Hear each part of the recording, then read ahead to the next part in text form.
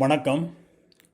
October மாதம் 2ஆம் தேதி ஞாயிற்றுக்கிழமை 2025ஆம் ஆண்டு கனடா மிசிசாகாவில் நடைபெற்ற முதியோரின் ஆரோக்கியம் பற்றிய கருத்தரங்கில் கலந்து கொண்ட டாக்டர் ஜெகதீசன் புஷ்பபாலன் அவர்கள் மாரடைப்பு, பக்கவாதம் போன்றவை எவ்வாறு எங்களுக்கு வருகின்றன, இவைகள் வராமல் இருக்க முன்னெச்சரிக்கையாக நாங்கள் என்ன செய்ய வேண்டும் என்பவற்றை முதியவர்கள் எல்லோரும் மிக இலகுவாக புரிகின்ற வகையில் மிக தெளிவாக மிகச் சிறப்பாக ஆற்றிய உரையை நாங்கள் இங்கே கேட்கலாம். வாருங்கள். அடுத்த doctor Jagadeesan Pushpabalan, specialist in internal medicine critical care, Lakeridge ஹெல்த்தில் senior physician, stroke and heart attack எப்படி கிடைக்கிறார். அது ஜெஃப்னாவில் வந்து 4வது பேட்ச், நம்ம 84ஆம் ஆண்டில் படித்தவங்க.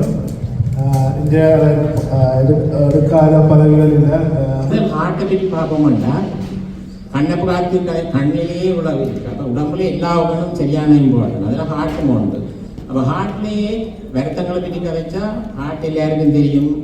எங்கள்கிட்ட இந்த வடிவங்கள் இல்லை காட்டுறதுக்கு மாம்பழ வடிவமாக இருக்கும். ஹார்ட் இடது பக்கத்தில் இருக்கிறது 4 அறை இருக்குது.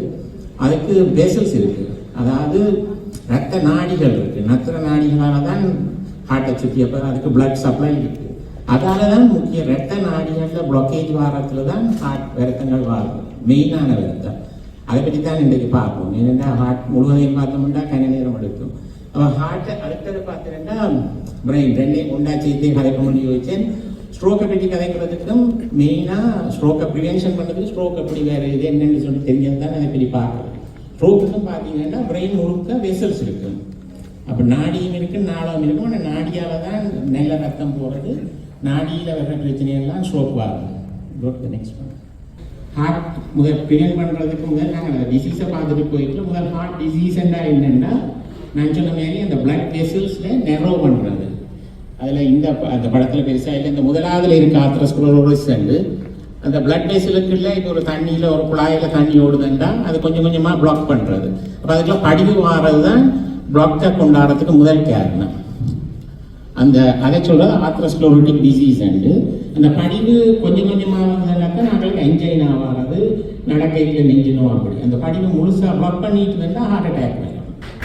அதை விட வேறு டிசீஸ் எல்லாம் இருக்குது. ஹார்ட்டில் பேர் டிசீஸ், எரத்மியாஸ், அது வந்து ஒரு பெரிய செஷன். அப்போ அதை பார்ப்போம்.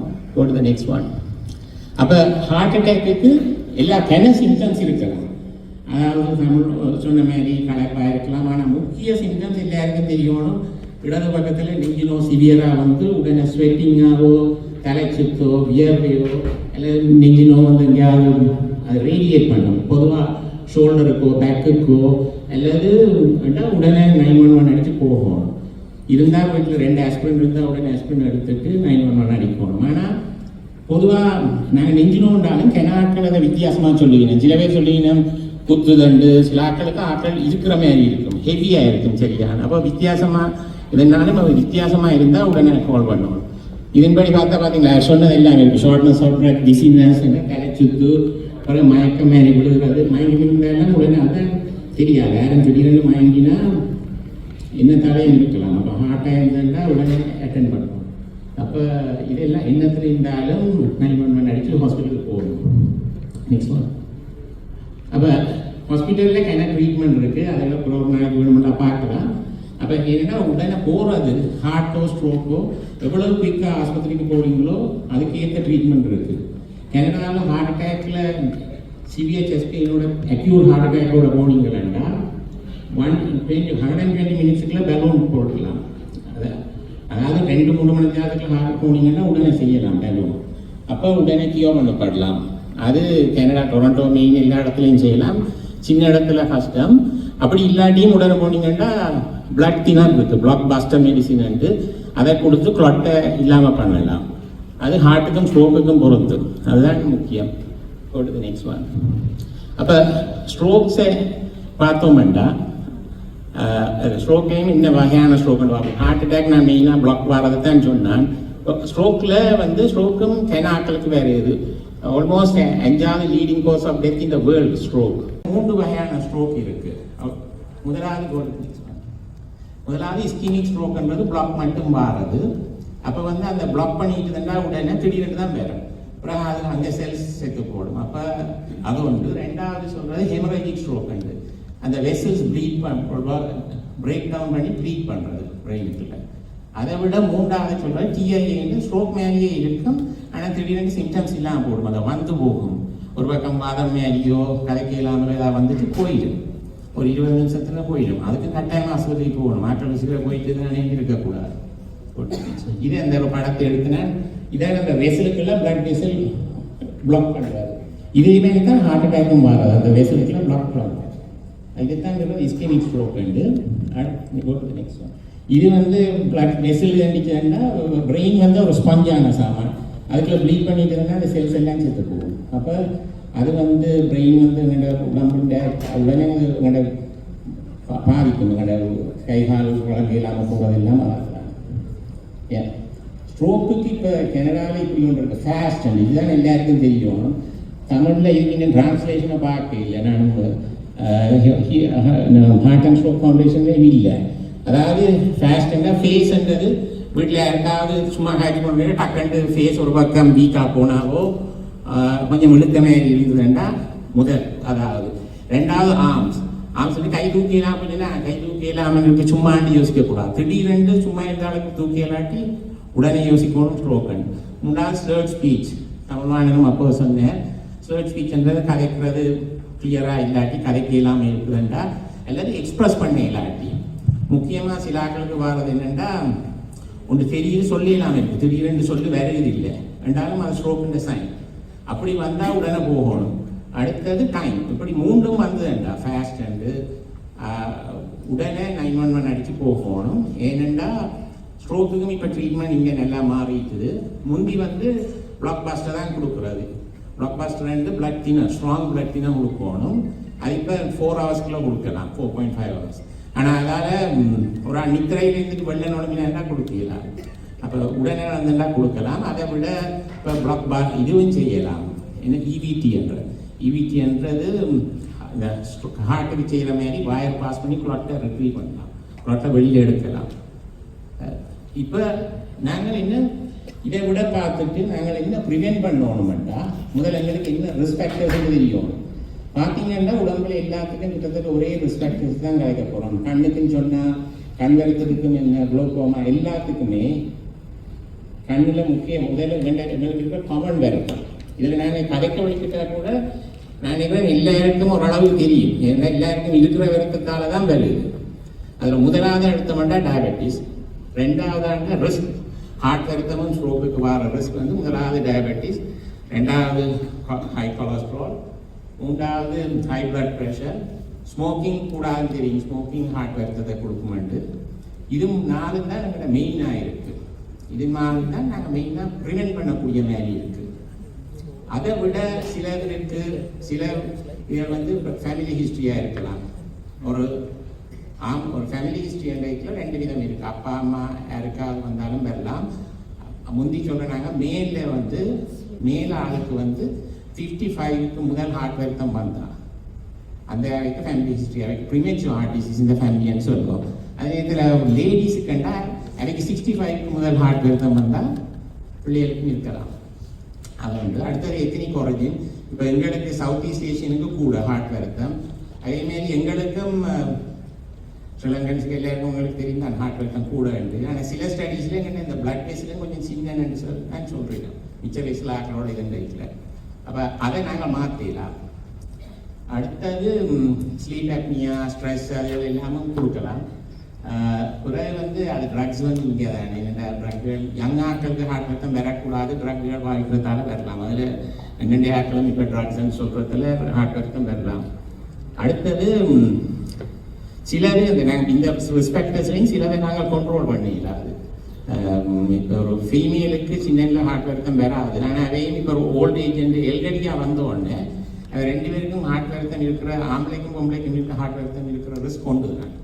ஒரு 65 வயசுக்கு மேலேன்னா ஆம்பளைக்கும் லேடிஸ்க்கும் எனக்கும் ஹார்ட் வருத்தம் ஒரே மாதிரி தான் இருக்குது. ஆனால் அவைந்த சிம்டம்ஸ் குறைவாக இருக்கும். லேடிஸ் இந்த வித்தியாசமாக இருக்கும், அதெல்லாம் கவனமாக இருக்கும். அப்போ இவ்வளவு நேரம் சும்மா நாங்கள் மேலோட்டமாக ஹார்ட் அண்ட் ஸ்ட்ரோக்கையும் பார்க்குறாங்க.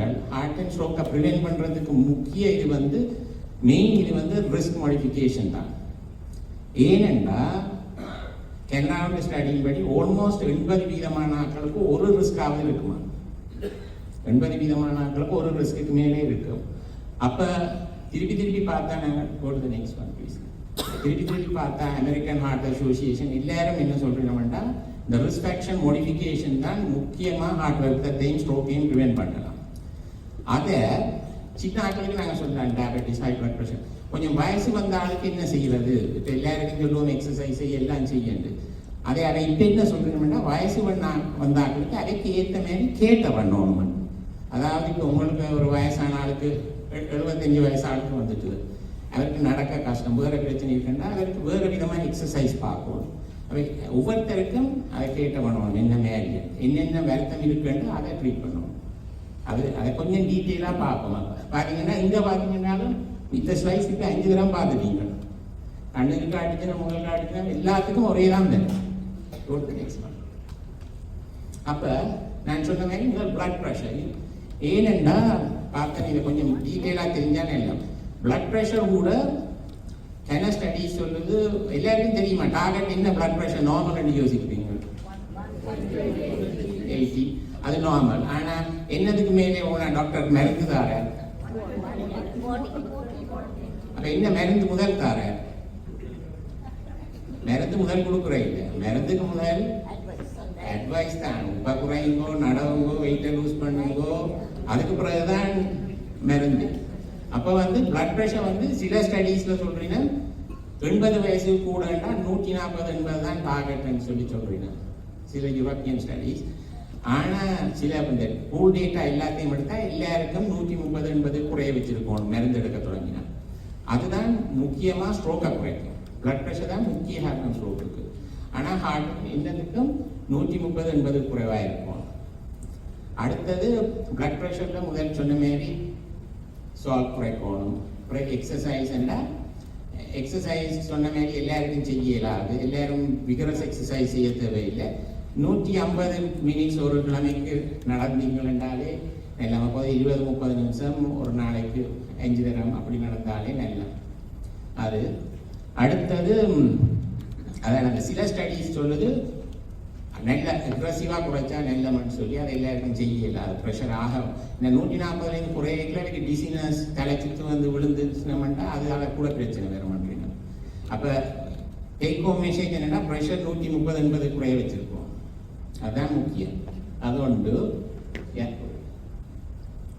அடுத்தது ஸ்டாட்டின், லிபிட் கொலஸ்ட்ரால். கொலஸ்ட்ரால் 2 விதம். கொலஸ்ட்ரால் பிரைமரி ப்ரிவென்ஷன் இருக்குது, வருத்தம் வராத ஆட்களுக்கும் கொலஸ்ட்ரால் பில் கொடுக்குறது. ரெண்டாவது நாங்கள் ஒரு வயசுக்கு கூடண்டா வருத்தம் வந்தாக்கள் கட்டாயம் எடுக்கணும் ஸ்டாட்டின் தெரப்பி. அதாவது ஹார்ட் அட்டாக்கோ, ஹார்ட் வருத்தமோ, ஸ்ட்ரோக்கோ வந்தாக்கள் கட்டாயம் ஸ்டாட்டின் எடுக்கணும். ஸ்டாட்டின்ன்றது லிபிட்டோராக இருக்கலாம், கொலஸ்ட்ராலாக இருக்கலாம், அதுமாரி வேறு இசிட்ரோல் வேறு வகையான மருந்துகள் இருக்குது. என்னென்னா கொலஸ்ட்ரால் லெவலை குறைச்சி வச்சுருக்கோம். கொலஸ்ட்ராலில் முக்கியமாக எந்த கொலஸ்ட்ராலை குறைக்கணும்னு சொல்கிறவ ட்ரைக்ளிசரைடு எங்கெண்டையாக்கள் கொஞ்சம் கூட அதையும் குறைக்கணும். அதை விட எல்டிஎல் கொலஸ்ட்ரால் தான் டார்கெட் பண்ணணும். ஹார்ட் வருத்தமும் ஸ்ட்ரோக் வருத்தமும் இல்லை, எல்டிஎல் கொலஸ்ட்ரால் இருக்குது, லோ டென்சிட்டி லிப்போப்ரோட்டீன். அது முந்தி 2 கூடன்றது இப்போ 1.8 குறைய வச்சுருக்கோம். அது வச்சிருந்தா இந்த பிளாக்ஸ் பில் பண்ணாது, இந்த பேசில் போய் இந்த நான் சொல்கிறேன் இந்த அடைப்புகள் வராது. அது உண்டு. ஆனால் கொலஸ்ட்ராலும் விதம் இருக்குது. முதல் சாப்பாட்டால் கொலஸ்ட்ரால் குறைக்கணும்னா நான் ஒரு 30% தான் குறைக்கலாம், அது கூட குறையாது. ஆனால் கொலஸ்ட்ரால் மருந்து என்னென்னா ஒழுங்காக எடுக்கணும். அதை விட்டு என்ன இன்றைக்கு சாப்பிட்டு நான் எடுத்தேன், அடுத்த நாள் சாப்பிடையில் எடுத்தேன் இதன் இல்லாது. பிளட் ப்ரெஷரும் அதே மாதிரி தான். முதல் ஒரு நாளும் எடுத்துட்டா எடுக்கணும். அப்போ முதலாவது பிளட் ப்ரெஷர், ரெண்டாவது கொலஸ்ட்ரால். அப்போ 2க்கும் மருந்து எடுக்கணும். இப்போ சில பேர் கேட்கலாம், என்னட்ட நான் எனக்கு ஒரு வருத்தம் இல்லை, நான் கொலஸ்ட்ரால் பில் எடுக்கலாமான்னு. அதைத்தான் சொல்கிற பிரைமரி ப்ரிவென்ஷனுக்கு எங்களுக்கு தெரிஞ்சது கொலஸ்ட்ரால் பில் ஒன்று தான். ஏன்னா பிரைமரி ப்ரிவென்ஷன் ஒரு ஆளுக்கு ஒரு வருத்தம் இல்லாத நேரத்தில் அதுக்கு ஒரு சார்ட் எல்லாம் இருக்குது, பெரிய ஸ்டடீஸ் செய்கிறது, ஃப்ரைமிங்ஹாம் ஸ்டடி என்று.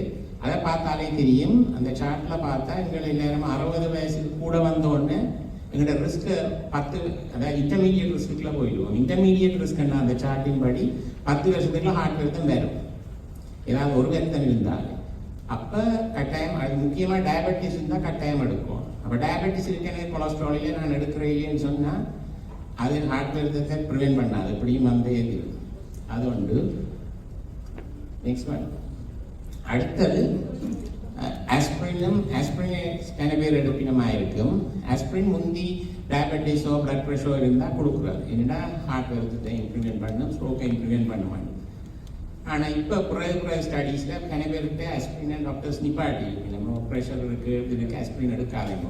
ஏன்னா ப்ரைமரி ப்ரிவென்ஷன் ஹார்ட் வருத்தம் இல்லாத ஆளுக்கு முதலே ஆஸ்பிரினை கொடுத்து, ஹார்ட்டோ ஸ்ட்ரோக்கோ வருத்தம் வராத ஆட்களுக்கு ஆஸ்பிரினை கொடுத்தா அதால் ப்ளீடிங் ரிஸ்க் கொஞ்சம் கூட வருதுன்னு ஸ்டடீஸ் சொல்லுது. அதில் இப்போ இல்லை ஹார்ட் இருக்குது, டயபெட்டிஸ் இருக்குது, கொலஸ்ட்ரால் இருக்குது, முந்தி ஸ்மோக் பண்ணான்னு எனக்கு வருத்தம் கூடட்டா 1 விட்டு 1 நாளாவது ஆஸ்பிரின் எடுக்க சொல்கிறது, லோ டோஸ், அது ஆஸ்பிரின்.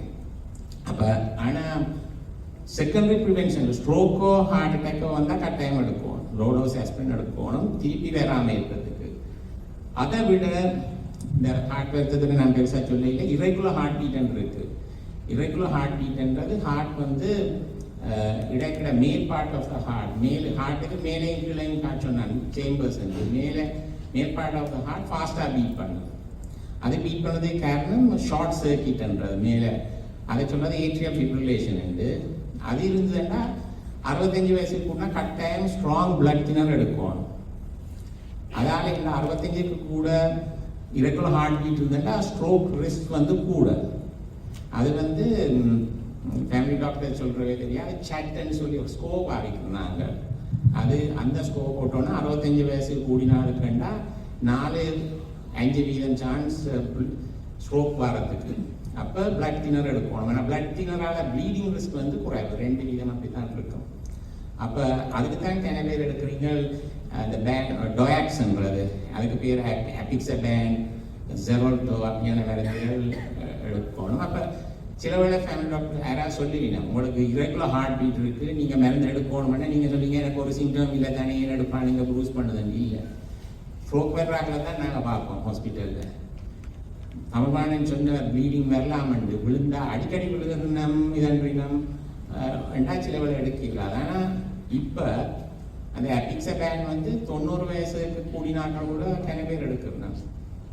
அவைக்கு கொஞ்சம் ப்ளீடிங்கள் ப்ரூசிங்கள் இருக்கும், ஆனால் எடுத்தால் தான் ஸ்ட்ரோக்கை ப்ரிவென்ட் பண்ணலாம். எடுக்காமல் விட்டினோம்னா ஸ்ட்ரோக்கோட வருவீனம், ஒரு மாதம் 2 மாதத்தில் வருவீனம் இனியும்.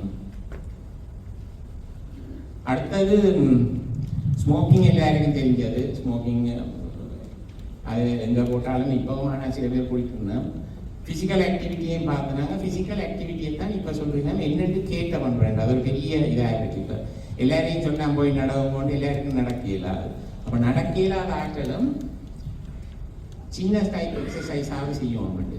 நாங்கள் போனை பற்றி சொன்னவன், போனில் ஆஸ்டியோபோரோசிஸ் இருக்குது. அதே மாதிரி மசிலும் வீக்காக போகுது, அதை நாங்கள் கதைக்கிறோம். அதால தான் கூட ஏஜிங் பண்ணுறோம். அது சொல்கிற சாக்கோபீனியா இருக்குது. மசில்ஸ் வந்து ஸ்லோவாக வீக்காக போகுது, அதான் எங்களுக்கு இருந்த ரொம்ப. அதுக்காக வேண்டி நீங்கள் நடக்க இல்லாட்டியும் இருந்தாலும் எக்ஸசைஸ் செய்யணும். சின்ன லிஃப்ட்டுகள் ஃபிசியோதெரபி போகிற சொல்லுவீங்க வேணியமா, ஹேண்டுக்கு எக்ஸசைஸு, சின்ன டின்னையாக தூக்கி எக்ஸசைஸ் செய்யணும். அப்படி ஏதாவது செய்து கொண்டு இருக்கணும். எல்லாரும் நல்லா ஆக்டிவாக இருக்கணும், வீட்டில் எல்லாம் செய்கிற அளவுக்கு இருக்கணும். அப்போ அது வந்து வெல் ப்ரூவன். அப்போ ஃபிசிக்கல் ஆக்டிவிட்டி, ஆனால் கொஞ்சம் ஹெல்த்தியாக இருந்து நல்ல எக்ஸசைஸ் செய்கிறீங்க, நீங்கள் வேறு ஏதாவது செய்கிறீங்கன்னா உங்களோட அவர்ஸை குறைக்கலாம். அதாவது 20 minutes 120 to 130 minutes காணும் ஒரு வீக்கில் எக்ஸசைஸ். ஆனால் டயட் முக்கியம் அதை விட. அப்போ டயட்டை பார்த்தோம்னா எல்லாரும் கப்பினம் என்ன சாப்பிட்றது தெரியாது, என்ன சாப்பிட்றது தெரியாது. ஆனால் இந்த சாப்பாட்டில் 3 சாமானை குறைச்சாலே டயட் செய்யும். அது முதலாவது எல்லாருக்கும் தெரியும். உப்புட்டள வரை உள்ளார மினின்றதை நீ பாட்டணும், அதை குறைக்கணும். அடுத்தது வந்து வாய்க்கு ருசியாக இருந்தால் என்னென்ன கொடுக்கும்? வாய்க்கு ருசியாக salt, sugar, oil, fat. இது மூண்டையும் குறைச்சாலே சாப்பிடலாம். ஆனால் அது எங்களுக்கு நாங்கள் கலைக்கிறோம் we don't do it. அப்போ அதுதான் முக்கியம். அது இன்க்ளூடிங் எவ்ரிவன். நாங்கள் அதை எங்கிட்ட சாப்பாட்டில் தான் இருக்கும் அப்படித்தானே. அப்போ அது எவ்வளோத்துக்கு சாப்பாட்டை குறைக்கிறோமோ அப்படி ஏலாட்டியும் இப்போ நான் பார்க்குறேன் இந்த போஷனை குறைக்கிறது தான் நல்லம். போஷனை குறைச்சோம்னா நல்லம். ஆனால் எங்கிட்ட சாப்பாட்டால் தான் ட்ரைகிளிசரைடைன் கூட டெலி ஒபிசிட்டி கூட எல்லாம் கூட அதால் தான். ஆனால் அதுக்கு கிண மருந்துகள் இருக்குது. அது இன்னொரு விஷயம். இப்போ நாங்கள் அதை பற்றி கதைக்கல ட்ரீட்மெண்ட் அதை பற்றி. அப்போ கடைசியாக டேக் ஹோம் மெசேஜ் ஹார்ட்டோ ஸ்ட்ரோக்கோ குளோக்கோமாவோ ஐயோ 5 சாமான் செய்யணும். இன்றைக்கு நீங்கள் எவ்வளோ நோட்ஸ் எடுத்தாலும் அதே எவ்வளோயும் போய் செய்தீங்கன்னா காணும். எல்லாரும் நடக்க தொடங்கி பிளட் ப்ரெஷர் மருந்துகளை ஒழுங்காக எடுத்து அந்த ப்ரெஷர் மருந்து இது கொடுக்குது இது எடுக்குது நான் எடுக்க மாட்டேன்னு ஒரு நாள் எடுக்கிறேன். எனவே அப்படி வருவீங்க. ஒரு நாள் எடுக்கிறேன் அன்றைக்கு கூடினா எடுப்பேன் குறைஞ்சா எடுக்க மாட்டேன். அப்படி இல்லை. அடுத்தது சுகர் பில் கொடுக்குறாங்களுக்கு மெட்ஃபார்மினை கொடுத்தா சொல்லிங்க சுகர் எவ்வளோத்தில் வச்சிருக்கணும் ஒரு ஆள் சுகர் ஆவரேஜ் சுகர் எவ்வளோத்துக்கு குறைய வச்சிருங்களோ அவ்வளோ நெல்லம். ஆவரேஜ் சுகர் 3 மாத சுகர் 7க்கு 6.5 வந்தாலே டயபெட்டிஸ். முந்தி 7 வச்சு இப்போ குறைச்சாச்சு. அப்போ அதுக்கு மீனிங் என்னன்னா எவ்வளோத்துக்கு குறைய வச்சிருக்கணும்னு இல்லை. அப்போ 6க்கு குறைய வச்சிருக்கணும். ஹீமோகுளோபின் H1C தான் கேட்குறேன். டயபெட்டிஸ் H1C தெரியாட்டியே எல்லாம் போல எல்லாமே என்ன சொன்னீங்கன்னா நான் இரவு சாப்பிடல அதெல்லாம் இரவு சாப்பிட்டா அதெல்லாம் வெள்ளன கூடியிருக்கேன். அதெல்லாம் ஒரு பக்கம் இருந்தாலும் 3 மாத சுகர் தெரியும் எங்களுக்கு. ப்ரெஷர் டேக் ஹோம் மெசேஜ் 130க்கு 80. அடுத்தது வருத்தம் ஒன்றும் இல்லாத ஆக்கலண்டா ஹெல்த்தியாகவே இருந்தீங்கன்னா எல்லாம் ரெண்டாலும் பார்த்தீங்கன்னா 80 வயசு வந்துட்டுதுன்னா ஸ்டாட்டின் எடுக்கணும். லோடோ ஸ்டாட்டின் இப்போ அனிமா ஃபேமிலி டாக்டர்ஸ் போடுவீங்க 80 வயசு வந்தாலும் ஒரு வருத்தம் இல்லாட்டியும் ஒரு கொலஸ்ட்ரால் பில் எடுங்கோ. சில வேளை கிட்னி பிரச்சனைகள் வந்ததுன்னா அதுக்கு சின்ன பிளட் ப்ரெஷர் பில் தருவீங்கன்னா கிட்னியை ப்ரொடெக்ட் பண்ணுறது. அது டயபெட்டிஸ் இருந்தாலும் செய்யும். அப்போ அது அடுத்தது ஸ்மோக்கிங் இல்லை தான் எங்கள் பேருக்கு வயசு வந்தால் ஸ்மோக் பண்ணால் ஸ்மோக்கிங் இல்லாட்டியும் டுபாக்கோ அதனை நிப்பாட்டணும். அப்புறம் இதில் ஒன்று மென்ஷன் பண்ணுறதுல ஸ்ட்ரெஸ்ஸும் கேன் புஷ் இட். சில ஸ்டடீஸில் ஸ்ட்ரெஸ் தான் ஹையஸ்ட். யங் ஆட்களுக்கு ஹார்ட் ப்ராப்ளம் ஹார்ட் அட்டாக் வர்றதுக்கு அக்யூட் ஸ்ட்ரெஸ்ஸுகளால் வரலாம். அப்போ ஸ்ட்ரெஸ்ஸுக்கு எங்கெண்ட இதெல்லாம் இருக்கு எல்லாம் யோகா எக்ஸசைஸ் மெடிடேஷன். பிறகு இப்போ சொல்லுங்க டிமென்ஷியா வந்தாலும் கொஞ்சம் கூடும் ஹார்ட் வருத்தங்கள் ஸ்ட்ரோக் வருத்தங்கள் கூடும். ஏன்னா அதில் சிம்டம்ஸ் வித்தியாசமாக இருக்கும். எனக்கு டிபிக்கல் சிம்டம் இருக்காது. அப்போ அதுக்கும் எல்லாம் நாங்கள் முதலே தொடர்ந்து போகணும். இனி எல்லாரும் நீங்களா எல்லாம் யோகா கிளாஸ் அதெல்லாம் வச்சு தானே இருக்கீங்க. எல்லாரும் நல்லா எல்லாரும் ஒழுங்காக வந்து செய்தாலே ப்ரிவென்ட் பண்ணலாம். இப்போ ப்ரிவென்ஷனுக்கு ஹார்ட்டை பற்றி தேவையில்லை ஸ்ட்ரோக்கை பற்றி தேவையில்லை எல்லாம் ப்ரிவென்ஷன் தான். ஆனால் ஹார்ட்டுக்கும் ஸ்ட்ரோக்கும் என்ன சிம்டம்ஸ்ன்னு சொல்லி அது கட்டாயமாக போகணும். நான் மெயின் சிம்டம்ஸை தான் சொன்னேன். ஆனால் தமிழ் மாநிலம் என்ன மாதிரி ஃபேட்டிக் வரும். நீங்கள் பொதுவாக சிம்டம் முதலாவது சிம்டம் ஃபேட்டிக்லும் பார்க்க ஒவ்வொரு நாளும் நடக்கிறீங்க திடீரென்னு அன்றைக்கு நடக்க இல்லாமல் இருக்குது. அவ்வளோ தூரம் போக விளைக்குது கலைக்குது ஒன்றும் செய்யலாமல் நிற்க வேண்டியிருக்கு. அதாவது முக்கியமாக ஹார்ட்டுக்கு ஹார்ட் அட்டாக் வரும். அதுக்கு முதல் வார சிம்டம்ஸ் வந்து angina. அது வந்ததுண்டா போகும் டாக்டர். அது என்னதுக்கு போமான்னா நான் நடக்க வந்தது நின்றா போயிட்டு தான். இப்போ நான் போகிறது இல்லை இப்போ போயிட்டு திருப்பி நடக்க வரும் நின்றுடும் நின்றாச்சரி தான் இருக்கிறேன். அப்படி இருக்கிறார்கள் தான் படிக்கிற வந்தது நின்று போயிட்டு தான் நான் போயில்லையே திருப்பி ஒரே அதுதான் முக்கியம். அது வந்ததுன்னா அது ஏர்லி சைன்ஸ். ஸ்ட்ரோக்குக்கு அது மேஜர் ஸ்ட்ரோக்கை தான் சொன்னாங்க. மைனருக்கு வந்து டிங்லிங்கள் அது ரெண்டாக செக் பண்ணணும். டிங்கிங்கள் கையில் ஒரு பக்கம் வீக்காக கிடக்குதான் இருக்கணும் போய் செக் பண்ணுவோம். அடுத்தது சாப்பாடும் எக்ஸசைஸும் தான். அப்போ இன்றையிலேருந்து எல்லாரும் இதை தொடங்கலாம். இப்போ அடுத்த முறை மீட் பண்ணி இப்போ எப்படி இருக்கணும்னு பார்ப்போம். இதான் அந்த டேக் ஹோம் டிப்ஸ் அண்ட் கடைசியாக வந்து போட்டிருக்கு. வேற ஒன்றும் இல்லை. ஆல்கஹால் நியூஸை விட்டுட்டேன். ஆல்கஹால் வந்து ஸ்டடீஸில் ஆல்கஹால் ஒரு டவுன் இல்லை. ஆல்கஹால் தான் கார்டியக் ரிஸ்க் ஃபேக்டர்ஸ் இருக்காது. ஆனால் ஆல்கஹால் கூட குடிச்சிங்கன்னா லிவர் பிரச்சனை வரும். அது மிச்சது கொலஸ்ட்ரால் கூடும், ட்ரைகிளிசரைட் கூடும், பேங்க்ரேட்டைட்டிஸ் வரும், அதாலேயே ஹார்ட் வருத்தம் வரும். ஆனால் WHO இப்போ ஆல்கஹால் யூஸ் எக்ஸசிவ் ஆல்கஹால் யூஸுக்காக கேன்சர் வரும்னு சொல்லி வருஷத்துலேயும் கூட போடணும். அது பெரிய கரைச்சலாக அவங்க விட மாட்டாங்க. ஆனால் வருஷத்துலேருந்து ஆல்கஹாலும் வரப்போகுது. அப்போ முக்கியமாக சிம்டம்ஸை தெரிஞ்சதுனால அதை பெறாமல் அது வந்துட்டுதுன்னா வெளியாக ட்ரீட்மெண்ட் எடுக்கணும். ப்ரிவென்ஷன் தான் வந்து வரமும் காப்போம் மாரி இருந்தோம்னா சரி. ஓகே, இக்காணொளி உங்களுக்கு பிடித்திருந்தால் திருவே என்ற யூடியூப் சேனலை சப்ஸ்கிரைப் செய்வதன் மூலம் இதுபோன்ற காணொளிகள் போடுவதற்கு உதவியாக இருக்கும். அத்துடன் உங்கள் கருத்துக்களையும் நீங்கள் இங்கே பதிவு செய்யலாம். நன்றி, வணக்கம்.